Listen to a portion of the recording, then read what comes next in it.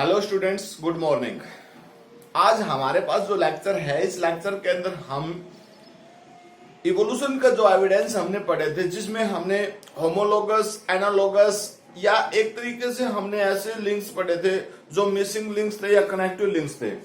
Vestigial organs के बारे में हमने पढ़ा था।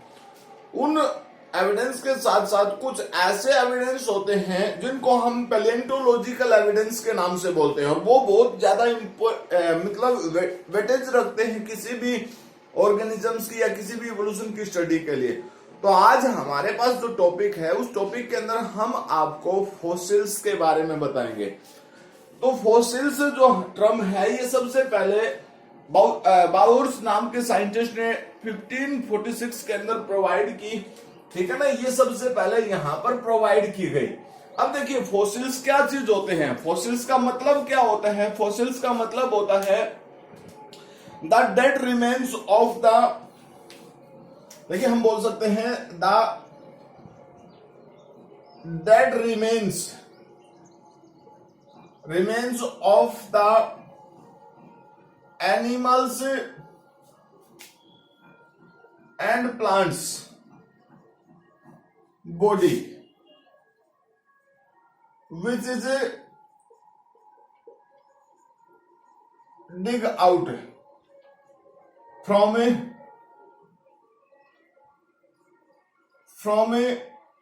soil। कहां से निकाला जाता है भाई, फॉसिल से जो होते हैं वो सॉइल्स को। और मतलब ये जो सॉइल वर्ड मैंने लिखा है, इसकी जगह पर आप रॉक भी बोल सकते हो। ये जो सॉइल वर्ड मैंने यूज किया है, इसकी जगह आप क्या कर सकते हो, रॉक भी इंक्लूड कर सकते हो। तो भाई सॉइल से या रॉक से जिसको डिग आउट करते हैं, हम खोद कर निकालते हैं, जमीन के अंदर से निकालते हैं क्या चीज भाई, dead remains of animal and plants body. Animals और प्लांट्स की बॉडी के जो भी रिमेन्स प्रेजेंट होते हैं उनको हम डेड रिमेन्स के नाम से बोलते हैं, which is dig out from the soils और रॉक, ठीक है। उसको हम फॉसिल्स के नाम से बोल सकते हैं। अब ये जो अलग अलग फॉर्म में प्रेजेंट हो सकते हैं, मतलब हम अगर इनकी फॉर्म्स की बात करते हैं तो फॉर्म्स में ये हमारे पास अलग अलग तरीके से प्रेजेंट हो सकते हैं। इट्स में be in form of different type of the depositional substance. Depositional substance हो सकते हैं अलग अलग टाइप के, उन सभी डिपोजिशनल सब्सटेंस में ये प्रेजेंट हो सकते हैं। और वो डिपोजिशनल सब्सटेंस क्या क्या हो सकते हैं भाई, सेडिमेंट्री रॉक्स की बात हम कर सकते हैं, पिट की बात कर सकते हैं, एम्बर, एस्फेल्ट, लावा, स्नो एटसेट्रा, ये सभी फॉर्म्स हमारे पास इसमें प्रेजेंट हैं। देखिए स्टडी ऑफ फॉसिल्स जो होती है, स्टडी ऑफ फॉसिल्स जो होती है, the study of fossils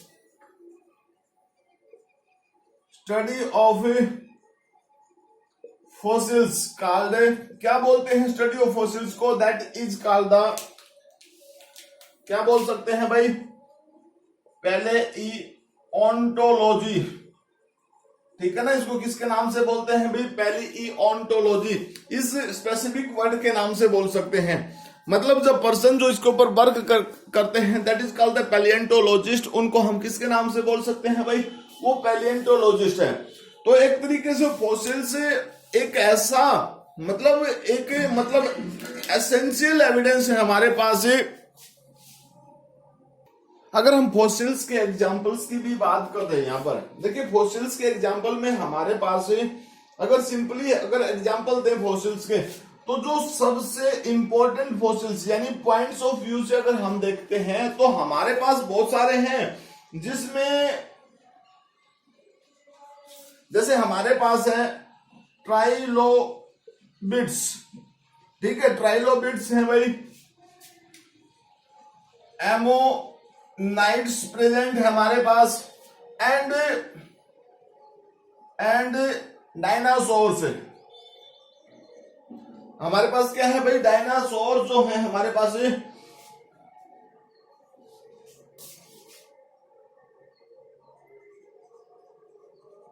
dinosaurs, ये जो एविडेंस हमारे पास है, मतलब ये फॉसिल्स हैं।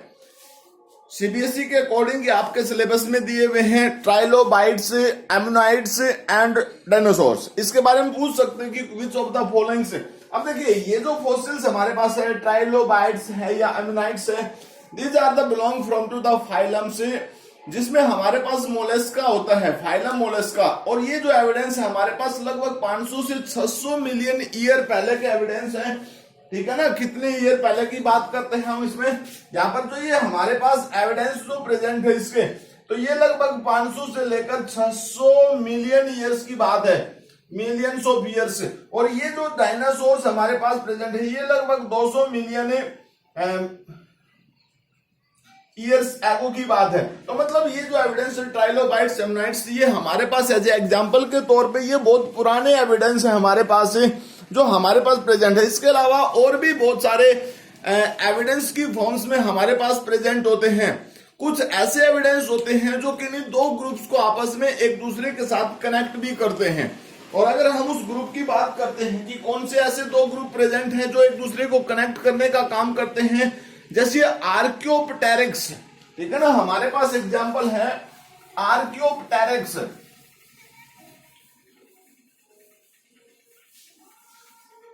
क्या चीज है भाई?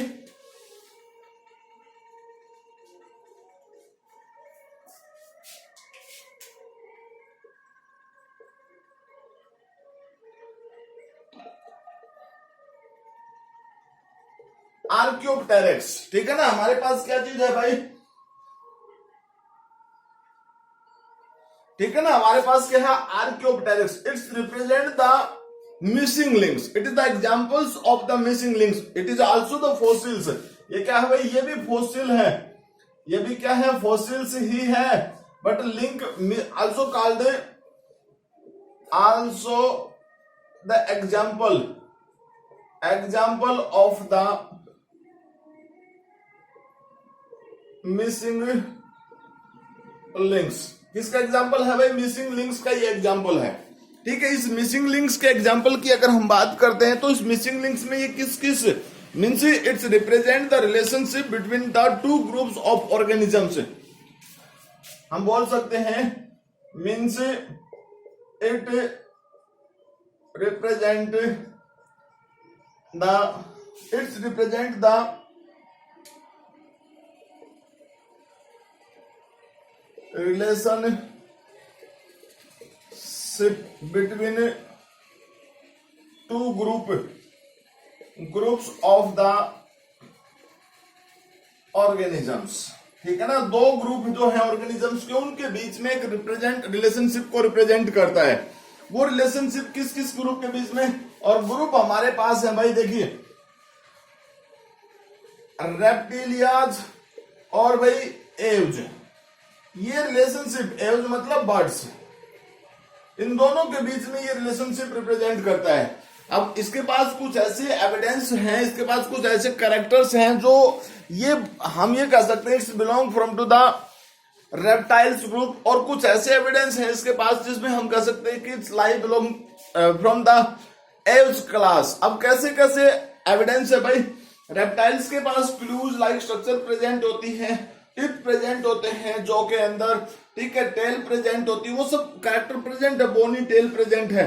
लेकिन एव्स के कैरेक्टर क्या है कि भाई इसके पास बीक प्रेजेंट है, चोंच प्रेजेंट है भाई, फ्लाइंग करने के लिए फीदर प्रेजेंट्स हैं, fore limbs are modified into the feathers wings में। उसके साथ साथ रोटेटरी इसके पास जो बोन्स हैं, टेल है, वो रोटेटरी फॉर्म में प्रेजेंट है। तो मतलब अलग अलग टाइप के कुछ कैरेक्टर्स हैं जो रिप्रेजेंट करते हैं कि दोनों क्लासेस के कैरेक्टर्स इसके पास प्रेजेंट है। अब देखिए, ये तो हमने एक तरीके से फॉसिल्स की बात की। फिर उसके बाद हमारे पास क्या है कि फॉसिलाइजेशन का मैकेनिज्म क्या होता है। ठीक है, अब फॉसिलाइजेशन के मैकेनिज्म को हम लिखेंगे नहीं, आपको बोल के बताएंगे। फॉसिलाइजेशन, अब ये जो टर्म है फॉसिलाइजेशन, इसका मतलब क्या है? देखिए, फॉसिलाइजेशन का मतलब है process of formation of fossils. ठीक है ना, इससे हम क्या बोल सकते हैं? A process by which fossils are formed. ठीक है ना, एक ऐसा प्रोसेस जिसमें फॉसिल्स की फॉर्मेशन होती है, उसको हम किसके नाम से बोलते हैं? That is also called the fossilisation. उसको फॉसिलाइजेशन बोलते हैं। तो आपको कैसे लगता है, क्या लगता है कि कैसे फॉसिल्स बन सकते हैं? भाई, फॉसिल्स बनने का प्रोसेस एक सिंपल सा छोटा सा और नॉट आपको ऐसा नहीं लगना चाहिए कि टाइम में बहुत कम कंज्यूम होता है। फॉसिल्स बनने का जो प्रोसेस होता है उसमें बहुत ज्यादा लंबा टाइम लगता है। जैसे अभी हमने आपको बताया कि फॉसिल्स के एग्जांपल इससे पहले हमने दिए थे, इससे पहले वाले स्लाइड के अंदर, जिसमें हमने ट्राइलोबाइट्स एमनाइट्स की बात की थी। वो लगभग 500 से 600 मिलियन ईयर पहले की बात कर रहे थे। डायनासोर्स की बात की हमने, वो लगभग 200 मिलियन साल पहले की। तो बहुत ज्यादा लॉन्ग प्रोसेस है जिसमें फॉसिल्स की फॉर्मेशन होती है। एक्चुअली में फॉसिल्स बनते कैसे हैं? सिंपल सी बात है, कोई भी डेड रिमेन्स या डेड ऑर्गेनिजम्स जो होता है, चाहे वो एनिमल्स है या कोई प्लांट्स है या और भी कोई माइक्रोब्स प्रेजेंट होते हैं, सिंपली एक प्रोसेस की मैं बात बताता हूं कि वो वाटर के थ्रू रन ऑफ हो जाता है, वाटर बॉडी के थ्रू सी में चला जाता है। अब वहां पर क्या होता है, सेडिमेंटेशन का जो प्रोसेस होता है, उस सेडिमेंटेशन के प्रोसेस में वो dip layer by layer dipped हो जाता है सोइल के अंदर। ऐसे में अर्थ की जो प्रेशर है, अर्थ की जो हीटिंग है, मतलब जो हाई टेम्परेचर है, वो उस पार्टिकुलर प्रोसेस में रोल प्ले करता है। और जब वो रोल प्ले करता है तो ऐसी सिचुएशंस में क्या होता है, अर्थ की अनइवन हीटिंग और प्रेशर जो है उसके ऊपर अप्लाई किया जाता है। यहां पर small micro organisms, you know कि माइक्रो ऑर्गेनिजम्स की वो कैटेगरी जिसको हम बोल सकते हैं कि एरोबिक और एनएरोबिक्स, वो उस फॉसिल्स के रिमेन्स को, मतलब उस एनिमल्स के रिमेन्स को और प्लांट्स के रिमेन्स को ईटिंग करते हैं। ऐसे में जो सॉफ्ट पार्ट होते हैं उनको वो खा लेते हैं और जो हार्ड पार्ट होते हैं वो बच जाते हैं, क्योंकि उनका डिग्रेडेशन का जो लेवल है, रेट ऑफ डिग्रेडेशन है, सॉफ्ट पार्ट के कंपैरिजन में बहुत स्लो है। ऐसे में जो रिमेन्स बचते हैं, हम उन्हीं रिमेन्स को किसके नाम से बोलते हैं, फॉसिल्स के नाम से बोलते हैं। ऐसा कोई जरूरी नहीं है कि फॉसिल्स सेडिमेंट्री रॉक के बेस के ऊपर ही बनते हैं। भाई फॉसिल्स तो वोल्केनिक इरप्शन में भी बन सकते हैं। जो इग्निशियस रॉक है हमारे पास, सेडिमेंट्री रॉक है, मेटामॉर्फिक रॉक्स है, सभी में फॉसिल्स मिल सकते हैं। भाई स्नो के अंदर भी फॉसिल्स मिल सकते हैं। अब स्नो के अंदर फॉसिल्स कैसे? भाई स्नो के अंदर डिप हो जाते हैं और बहुत, यानी एक तरीके से हम ये कह सकते हैं कि स्नो के अंदर हमें और भी ज्यादा ओल्डर फॉसिल्स मिल सकते हैं, क्योंकि वहां का बैकग्राउंड जो होता है, एनवायरमेंटल कंडीशन जो होती है वो बहुत ज्यादा कोल्ड होती है।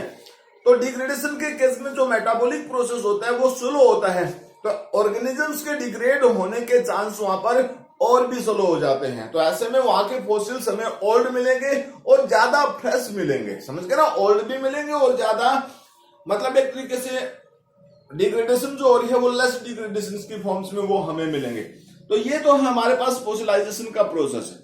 अब इस फॉसिल्स की जो कंडीशंस है भाई, उस कंडीशंस को, मतलब उसकी एज को हम कैसे फाइंड आउट कर सकते हैं? हमारे पास क्वेश्चन ये राइज होता है, how we find out the age of fossils. ठीक है ना, हम कैसे फॉसिल्स की एज को फाइंड आउट कर सकते हैं? हमारे पास अलग अलग क्वेश्चन बन रहे हैं यहाँ पर। हम क्वेश्चन नंबर फर्स्ट की बात अगर कर सकते हैं तो देखिए हमारे पास क्या है। सबसे पहले डिफाइन फॉसिल, फॉसिल्स टर्म को डिफाइन करना क्या होती है। फिर फॉसिलाइजेशन का जो प्रोसेस है वो क्या होता है, किस तरीके से, जो मैं वर्बली आपको बता चुका हूं। देन उसके बाद अगर हम एग्जांपल्स की बात करें तो आपको मैंने ट्राइलोबाइट्स, एमनाइट्स और डायनासोर्स या हमारे पास आर्क्योप्टेरिक्स ऐसे एग्जांपल हमने दिए हैं। नेक्स्ट क्वेश्चन अगर हम बात करते हैं, how we find out the age of fossil. ठीक है ना, हमारे पास क्वेश्चन ये राइज होता है कि how we find out the age of fossil.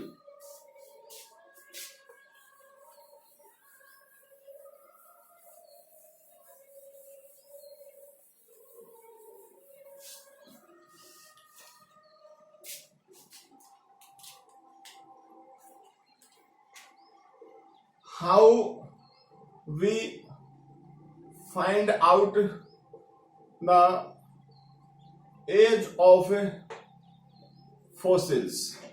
जो फॉसिल्स हमारे पास प्रेजेंट है उन फॉसिल्स की हम एज कैसे फाइंड आउट कर सकते हैं? भाई आप देखिए, सिंपली आप कैसे कर सकते हो भाई, वो खुद तो ये बताएंगे नहीं कि हमारी एज क्या है, हम किस टाइम से बिलोंग करते हैं, वो खुद नहीं बताते हैं। लेकिन फिर भी हम कैसे फाइंड आउट कर सकते हैं? भाई हमारे पास कुछ स्पेसिफिक टूल या टेक्निक्स होंगी जिसके बेस के ऊपर हम किसी भी फॉसिल्स की एज को फाइंड आउट कर सकते हैं। तो हमारे पास जो टूल और टेक्निक्स प्रेजेंट होंगी जिसके बेस के ऊपर हम क्या कर सकते हैं, फॉसिल्स की एज को फाइंड आउट कर सकते हैं। अब सिंपल सी बात है, हमारे पास दो मेन होंगे। एक तो हमारे पास क्या होगा भाई, रिलेटिव डेटिंग मेथड्स, ठीक है ना, रिलेटिव डेटिंग मेथड से हम कह सकते हैं बाय टू प्रोसेस, ठीक है ना, बाय टू प्रोसेस। और दो प्रोसेस कौन कौन से भाई? फर्स्ट सबसे पहले रिलेटिव डेटिंग मेथड्स, ठीक है ना। एक तो हमारे पास क्या है, रिलेटिव डेटिंग मेथड, ठीक है। सेकंड हमारे पास क्या है, एब्सोल्यूट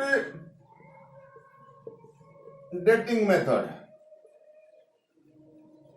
एक तो हमारे पास रिलेटिव डेटिंग मेथड है, दूसरा एब्सोल्यूट डेटिंग मेथड्स है। ये दो मेथड हमारे पास ऐसे हैं जिसको हम किस में इंक्लूड करते हैं, that's include in case of to find the age of fossils. अब कैसे निकाल सकते हैं भाई, what do you mean by the dating, relative dating methods? Relative dating methods का मतलब क्या है? सिंपली हम आपको एग्जांपल देते हैं, यहां पर आप उस चीज को फाइंड आउट कर सकते हैं। सबसे पहले मेथड को एक्सप्लेन करते हैं, रिलेटिव डेटिंग मेथड, ठीक है। Relative dating method, relative dating method जो हमारे पास प्रेजेंट है, इस मेथड का मतलब क्या होता है कि ऑर्गेनिजम्स के जो फॉसिल्स है उनको हम रिलेट करेंगे एक दूसरे के साथ। कैसे भाई? सिंपल सी बात है, सपोज कीजिए ये रॉक है, ये कोई वाटर बॉडी थी, उस वाटर बॉडी के अंदर रॉक बन गए।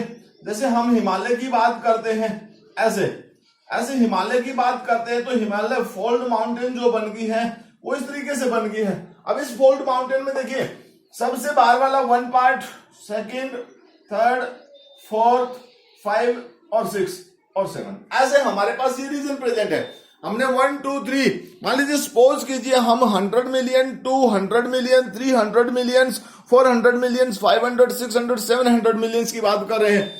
तो देखिए, हमने आपको बात बताई थी कि हमारे पास यहां पर 800 मिलियन, ठीक है। हमने अलग अलग मिलियंस की बात करके आपको एक बात रिप्रेजेंट की थी कि ट्राइलोबाइट्स जो होते हैं या एमनोइड्स जो होते हैं वो इस पार्टिकुलर एज ग्रुप के अंदर मिलते हैं। हमें किस ग्रुप के अंदर मिलते हैं भाई? यहां पर हमने बात की थी, यहां पर कौन सी चीज मिल रही थी हमें? ट्राइलोबाइट्स, ठीक है। और हमारे पास एमनोइड्स या हमें मिलते थे। तो इसका मतलब कि ये हमें कैसे पता चला कि वो यहां पर मिलते हैं, हम आपको बताते हैं। उसके बाद नेक्स्ट ग्रुप की बात की कि यहां पर हमारे पास फॉसिल्स मिले, किसके? डायनासोर्स के। तो ये जो ग्रुप है हमारे पास यहां पर मिले, ठीक है ना। इसका मतलब क्या है कि जब हमने लेयर बाय लेयर्स इसको डिग आउट किया, तो उस डिगिंग के प्रोसेस के बेस के ऊपर हमें सबसे पहले जो फॉसिल्स मिले वो हमें यहां मिले। देन जैसे ही हम डेप्थ की तरफ चलते गए उसमें हमने ये फॉसिल्स मिले, देन वो फॉसिल्स मिले। तो इन्हीं फॉसिल्स के बेस के ऊपर हम एज फाइंड आउट कर सकते हैं, ठीक है ना। इसी फॉसिल्स की स्टडी के बेस के ऊपर हम क्या कर सकते हैं? Find out the age of fossils, ठीक है। तो अगर हम रिलेटिव डेटिंग मेथड्स की बात करते हैं, तो अगर हम इन कंपैरिजन करते हैं इन फॉसिल्स का, तो ये हमारे पास क्या है? द अपर फॉसिल्स, हम ये बोल सकते हैं द अपर फॉसिल्स, हम ऐसे बोल सकते हैं the upper layer consist of new fossils and lower layers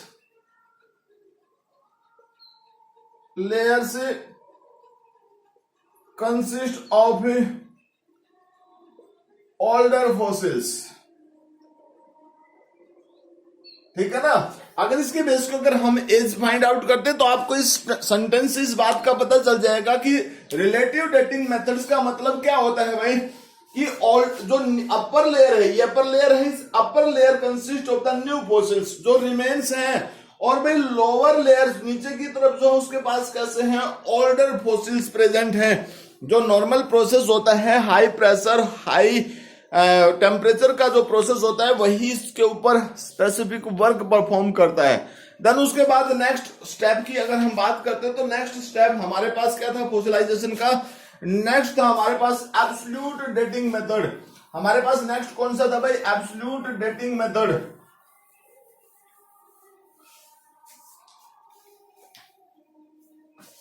next हमारे पास है भाई absolute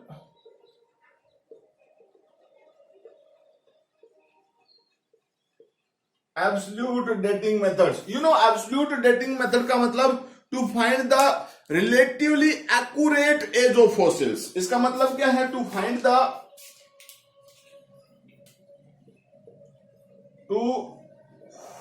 the relatively accurate age of fossils. ठीक है ना, क्या कर सकते हैं भाई इसके बेस के ऊपर, बाय द हेल्प ऑफ, मैं लिख देता हूं, बाय द हेल्प ऑफ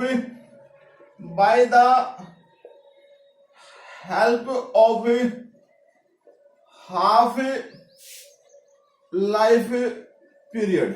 जो मेथड है हमारे पास हाफ लाइफ पीरियड्स ड्यू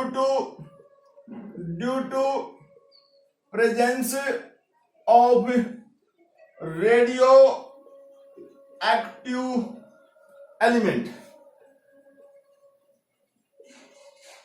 इन फॉसिल्स के अंदर जो रेडियो एक्टिव एलिमेंट्स होते हैं, उन रेडियो एक्टिव एलिमेंट्स की हाफ लाइफ को फाइंड आउट करते हैं। मतलब हाफ लाइफ का मतलब होता है जो डिकम्पोजिशन का रेट होता है कि एक पार्टिकुलर एलिमेंट से किसी स्पेसिफिक टाइम के बाद किसी दूसरे एलिमेंट्स में कन्वर्ट हो जाता है, उसको हम हाफ लाइफ पीरियड के नाम से बोलते हैं।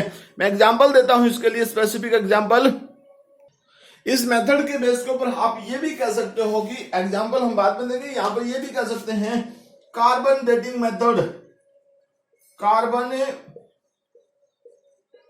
डेटिंग मेथड, इसको हम किसके नाम से बोल सकते हैं भाई, कार्बन डेटिंग मेथड के नाम से भी बोल सकते हैं। ये भी इसके बेस के ऊपर भी, हालांकि ऐसा नहीं है कि कार्बन की सहायता से बहुत सारे एलिमेंट्स हैं उस चीज को फाइंड आउट करने में, जैसे यूरेनियम की बात कर सकते हैं, पोटेशियम की बात, लेड पोटेशियम की बात कर सकते हो। तो बहुत सारे एग्जाम्पल हमारे पास इसमें इंक्लूड है, वो एग्जाम्पल्स हम आपको प्रोवाइड करते हैं।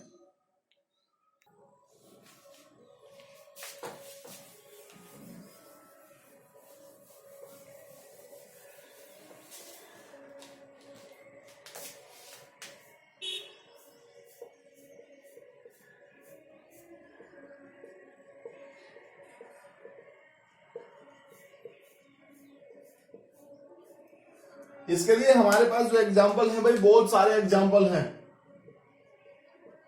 एग्जाम्पल्स में सबसे पहला एग्जाम्पल हमारे पास क्या है, यूरेनियम लेड। ठीक है ना, सबसे पहला एग्जाम्पल हम देते हैं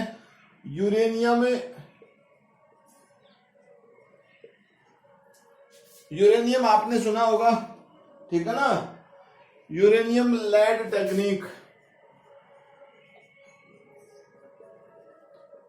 भाई ये टेक्निक जो है, इसमें क्या किया जाता है कि it include the 4.5 millions.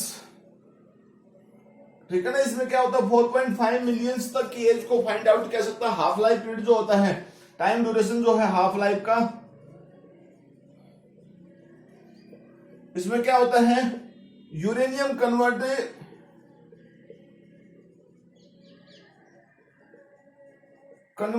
Into lead. ठीक है, यूरेनियम जो है वो कन्वर्ट हो जाता है किसके अंदर भाई, इस पार्टिकुलर लेड के अंदर। ये तो होता है यूरेनियम हमारे पास 238 और ये है Pb206 में कन्वर्ट हो जाता है, समझ गए ना, 206 में ये रेडियो एक्टिव है। उसके अलावा हमारे पास और एग्जांपल किसके हैं भाई, जैसे हम कार्बन की बात करते हैं, कार्बन डेटिंग मेथड्स। तो कार्बन डेटिंग मेथड्स में कार्बन कन्वर्ट हो जाता है नाइट्रोजन में। सेकंड क्या है हमारे पास, कार्बन डेटिंग मेथड। इसमें देखिए क्या होता है भाई, इसके लिए जो टाइम ड्यूरेशन है वो क्या है, 5600 ईयर है भाई। और इसमें क्या होता है, कार्बन 14 कन्वर्टेड इनटू नाइट्रोजन। किस में कन्वर्ट हो जाता है भाई, नाइट्रोजन में कन्वर्ट होता है। इसके लिए 5600 ईयर्स का वो टाइम ड्यूरेशन लेता है। इसके अलावा भी और बहुत सारे केसेस हैं जिसमें हमारे पास पोटेशियम आर्गन की बात कर सकते हैं भाई, ठीक है ना। Potassium are converted into argons, ठीक है। मैं उसको एक्सप्लेन नहीं करता लेकिन लिख देता हूं। पोटेशियम टेक्निक, ठीक है ना, पोटेशियम ऑर्गन टेक्निक। तो हमारे पास बहुत सारे एग्जांपल्स हैं जिसके बेस के ऊपर हम फॉसिल्स की एज फाइंड आउट कर सकते हैं। अब देखिए, अब हम ये कैसे कहें कि फॉसिल्स भाई इवोल्यूशन का एक एविडेंस है। भाई हमने इनके बीच में रिलेशनशिप की बात बताई कि ये अलग अलग ग्रुप्स के बीच में रिलेशनशिप शो करते हैं कि पहले कौन सा ग्रुप अर्थ के ऊपर ओरिजिनेट हुआ, उसके बाद कौन सा ग्रुप ओरिजिनेट हुआ। जैसे हमने लेयर बाय लेयर फॉर्मेशन की बात की थी, आर्कियोप्टेरिक्स का हमने एग्जांपल दिया जो एक ऐसा लिंक्स है जिसको मिसिंग लिंक्स बोलते हैं। दो तरीके के लिंक्स होते हैं भाई, कनेक्टिव लिंक्स, मतलब ऐसे ऑर्गेनिजम्स जो एट प्रेजेंट हैं, मतलब जो लिविंग फॉर्म है उसको कनेक्टिव लिंक्स बोलते हैं। लेकिन ऐसे ऑर्गेनिज्म जिनकी डेथ हो चुकी है और वो दो ऑर्गेनिजम्स के बीच में रिलेशन शो करते थे, that is called the missing links, जो मिस हो चुके हैं। उसमें आर्कियोप्टेरिक्स हमारे पास एक एग्जांपल्स है, ठीक है। तो इस तरीके से आज का जो ये लेक्चर था ये बहुत ज्यादा इंपॉर्टेंट लेक्चर है। आप इसको पढ़ें और बहुत अच्छी तरीके से पढ़ें, जो आपको फ्यूचर में हर किसी सब्जेक्ट में लाइक दैट एसएस के केस में भी, यानी ज्योग्राफी के केस में भी आपको हेल्प करेगा। भाई यहाँ पर हमारे पास बायोलॉजी में भी हेल्प करेगा। तो ये बहुत ज्यादा इंपॉर्टेंट टॉपिक है। तो आज के लिए हमारे पास इतना ही, मिलते हैं नेक्स्ट लेक्चर में नेक्स्ट टॉपिक के साथ। तब तक के लिए thank you, bye, have a nice day students.